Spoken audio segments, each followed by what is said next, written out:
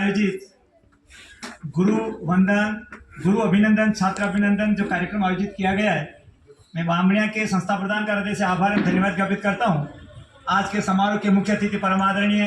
देवराम जी व्यास साहब, एसएमसी के अध्यक्ष महोदय आदरणीय पालीवाल साहब, विधायक प्रतिनिधि आदरणीय गिरधरलाल जी साहब एवं इस कार्यक्रम के संयोजक परम आदरणीय ओम प्रकाश जी धर्मावत साहब एवं सबको साथ में लेकर चलने वाले प्रांतीय प्रभारी आदरणीय इंद्रलाल जी भांदुत साहब और इस प्रकल्प के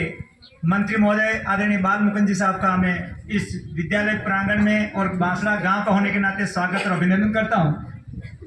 इस शरीर का बड़ा सौभाग्य है कि ऐसे कार्यक्रम में सहभागी होने का अवसर प्राप्त हो रहा है।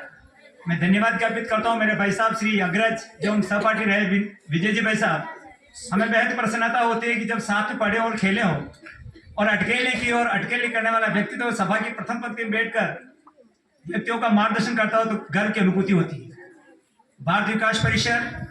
अपने आप में वह संस्था है जो संस्कारों का वो पुलिंदा है जो जनता जनार्दन के बीच में जाकर अपने संस्कारों को रोपित करके अंकुरण के माध्यम से समाज में नई संरचना का प्रयास करता है। निश्चित रूप से इस भारतवर्ष में कई संगठन अपने कार्य कर रहे हैं, लेकिन भारत विकास परिषद ने संस्कृति को मुख्य आधारित रखते हुए जो बच्चों और गुरुओं को जोड़ने का जो माध्यम गुरु अभिनंदन छात्र जो कार्यक्रम आयोजित कर रहे हैं,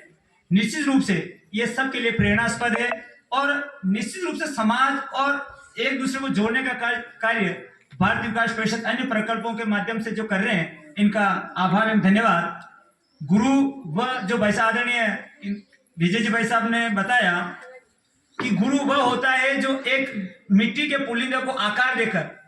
एक उस संरचना तक पहुंचाया था जो वो सम्मान सूचक होता है। और निश्चित रूप से हम गुरु का प्रणाम, गुरु को वंदन करते हैं कि उनके माध्यम से हम इस सृष्टि पर कुछ कर बोलने सक्षम हुए हैं।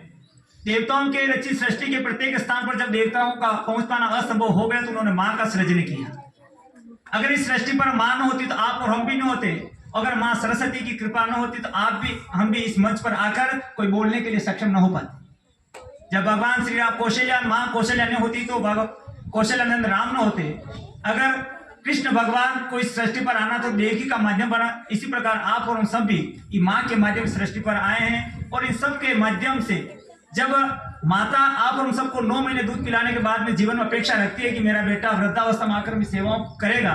लेकिन जो गौ माता है जिसके माध्यम से शरीर जुड़ा हुआ है और इसकी पहचान ही गाय के माध्यम से है। जो गाय आपको दूध पिलाती है, आपके संतान को दूध पिलाती है और संतान के संतान को दूध पिलाने का सामर्थ्य रखने वाली गौ माता जब यत्र तत्र भ्रमण करती है तो दुख होता है। भ्रमण भी करना लेकिन उनको तिरस्कार का भाजक बनना पड़ता है। मैं इस मंच के माध्यम से गुरुजनों के पावन श्री जोड़ विशेष वंदन करता हूं, निवेदन करना चाहूंगा कि जो नव पीढ़ी के अंकुर आपके सामने बैठे हैं उनको गौ माता की महत्ता से प्रतिपादित कराएं कि गाय वह चीज है। आज इस शरीर का आप और हम सबका शरीर है, उस शरीर का कोई भी अंग किसी भी रूप में किसी व्यक्ति को उपयोग नहीं बन सकता, लेकिन गौ माता के रोम रोम का उपयोग भी मानव समाज के लिए उपयोगी बन रहा है। जब एक आप ताजुब जब माता के गर्भ में भैंस का बच्चा अपने गर्भकाल में 10 महीने रहता है,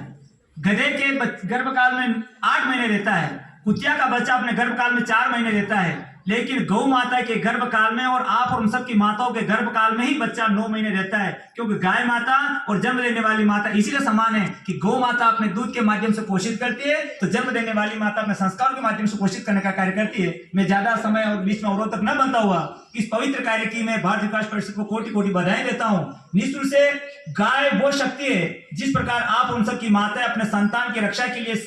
किसी भी हद तक जगड़ने के लिए तत्पर रहती है, उसी प्रकार गौ माता के सामने अगर शेर भी आ जाता है ना, शेर उसकी संतति की ओर हत्या करना चाहे तो गौ माता वो सामर्थ्य रखती है उस शेर से सामना कर शेर को घायल कर सकती है। इसी तरह मैं सभी माताओं के पावन से चरणों में शत वंदन करता हूँ, अध्यापिकाओं के पावन से चरणों में शत वंदन करता हूँ, समस्त शिक्षक वृंदों को प्रणाम करता हूँ। आप हमें मार्गदर्शन करते रहें ताकि जीवन को मार्ग प्रशस्त करते रहें। इन्हीं आभार